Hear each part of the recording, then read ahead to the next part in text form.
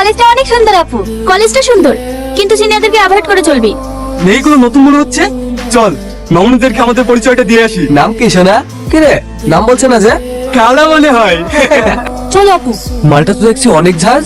হ্যাঁ, নতুন তো তাই তোকে চিনতে পারিনি। ও ঠিক বুঝে যাবে তুই কি জিনিস। চ। তোমাদেরকে একটা সুখবর দিতে এসেছি। আমাদের কলেজ থেকে এবার ম্যাগাজিন বের করা হবে। তোমাদের ক্লাসের কেউ যদি লেখালেখি করে থাকে তাহলে তার নিজের লেখা আগামী 2 দিনের ভেতরে জমা দেবে। স্যার, আমার লেখা তো প্রেম ভালোবাসা নিয়ে, আমার লেখা নেবেন তো? নেব না কেন? সাহিত্য তো প্রেম ভালোবাসা মায়া নিয়েই তৈরি হয়।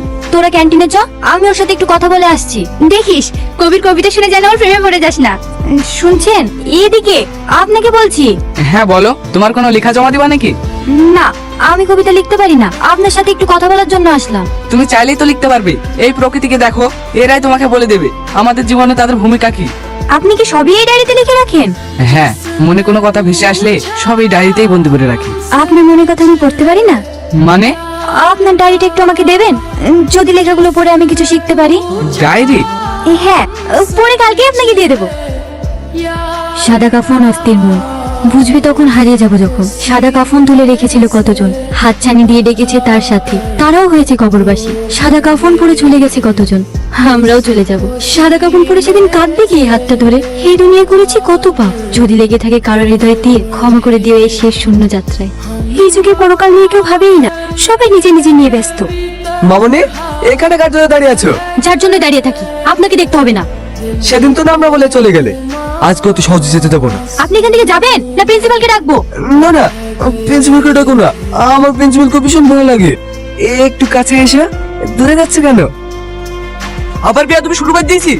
দেখ, এটা আমাদের পার্সোনাল ম্যাটার, তুই এর মধ্যে নাক গলাতে আসিনি। তোর মতো ছেলেকে আমার ভালোভাবে চেনা আছে, ভালোই ভালোই বলছি, ঝামেলা না করে এখান থেকে চলে যা, নাহলে কিন্তু অনেক খারাপ হবে। তোকে আমি ঠিকই দেখে নেবো। আমাকে দেখার আগে প্রিন্সিপালের সঙ্গে দেখা করিস। থ্যাঙ্কস। এতে থ্যাঙ্কস এর কি আছে? আমি তো আমার কর্তব্য পালন করেছি। আর তাছাড়া আমার সামনে অন্য কিছু হলে আমি কখনোই মুখ বুজে সহ্য করবো না। আপনি অনেক ভালো মানুষ। ভাই, হ্যাঁ বল।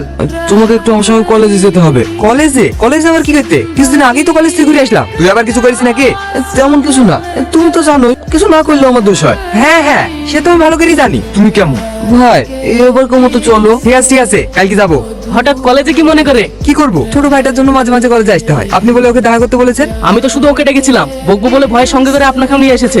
বেয়াদব একটা, কলেজে ওপেন স্মোকিং করে, কোন স্যার কিছু বললে মুখে মুখে তর্ক করে, আবার মেয়েদেরকেও বিরক্ত করে বেড়ায়। কিরে, তোর নামে সব কি শুনছি? তুই তো বললে কিছু করিসনি। স্যার, ছোট তো তাই ভুল করে ফেলেছে, এবার মতো ক্ষমা করে দে। স্যারের কাছে ক্ষমা চা। স্যার, আমার ভুল হয়ে গেছে, নেক্সট টাইম এরকম আর হবে না। তোমার ভাইয়ের কথা শুনে শেষবারের মতো ক্ষমা করে দিলাম, পরের বার যেন তোমার নামে কোনো অভিযোগ শুনতে না পাই।